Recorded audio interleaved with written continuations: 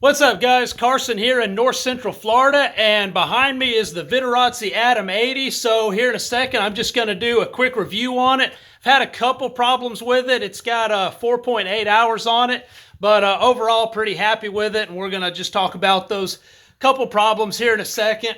So earlier this morning, I was talking to one of my students about different motors and, the pros and cons of all of them. And he was talking about how, he's having a hard time finding good, accurate information because a lot of the people that chime in and give opinions on equipment are people that actually sell that equipment. So he was like, well, man, he said, well, Carson, seeing as how you're a instructor, but you don't actually sell or deal in equipment, you should make some videos about some of the gear. So I thought it was a good idea. So here we go. So one thing I really like about this motor is it's really, really lightweight, and it is so quiet, and it is the smoothest motor that I've flown. I learned on a top 80, and I probably put 200 hours on one of those, and I think that I'm liking this one better, except for these couple issues that I've had. I do believe that it's smoother than the top 80, quieter than the top 80.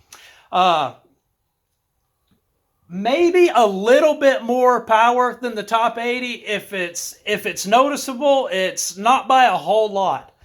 So the couple problems that I've had, like I say, this motor's got almost 5 hours on it, but the pull start here, you notice that it's something in the pull start here is given, and I don't know if it's just the coil spring or what it is.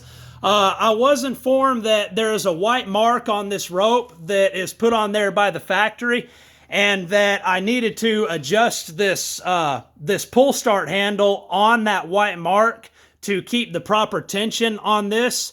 Now, all of my other motors, I've always lengthened the pull start cord out quite a ways. That way, when I go to start the motor, I don't accidentally hit the end of it, because that can also be bad and break things in your starter.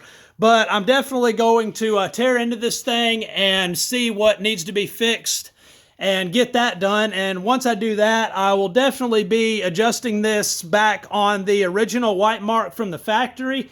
And who knows if it'll happen again or not, fingers crossed. I'm kind of wondering about it, because this is the, like I say, I've always lengthened it on all of my other motors, because I like to have some extra pull here without just bottoming out and hitting the end of this. The thing about putting it on the white mark is I'm going to have to be kind of careful when I start it, because when this is adjusted on the white mark, it only lets you pull it to about right there. So you want to be kind of careful pull starting it, that you don't hit the end of this and break something in your starter. So apparently it can happen from it being too short or too long. So I'm going to mess around with that and try to get that figured out. The other thing that's going on with it is I've cleaned all the oil off of it for the most part, but in the first couple hours of breaking it in, flying it, this thing was just completely drenched in black oil. And it's, they'll all leak a little bit from these elbow joints, but I mean, this was like just completely smothered in oil. So I was told that I needed to loosen these bolts up and then hit up on this a little bit to get it to make a better seal. And I have done that, but I have not flown this yet since I did that. I'm going to be really surprised if, from how much oil was coming out of there, I'm going to be really surprised if just loosening those bolts and bumping that up will actually tighten that seal enough to cut down on the oil any significant amount. But fingers are crossed for that too. But next to that, I'm really, really liking it. If you weigh like over 180 pounds, I wouldn't really recommend it. I weigh 160, but I fly this motor on a 23 meter free flight wing, just so I can keep my RPMs a little lower, and I'm not feeling like I'm having to just stay constantly real hard in the throttle all the time. And I'm still on that 23 meter. I'm still pretty happy with my climb rate.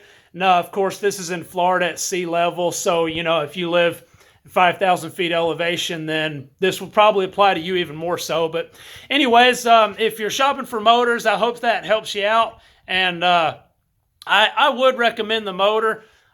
This might just be just kind of a freak thing that's going on with these couple little problems. I am a little disappointed that it's only got 4.8 hours on it, and I've got these two little issues, but hopefully I can get those cleaned up and then just go on with it from there. And once I do these couple things to it, I'll make another video and let you guys know if that fixed it, and let you know how it's going from there. Thanks a lot.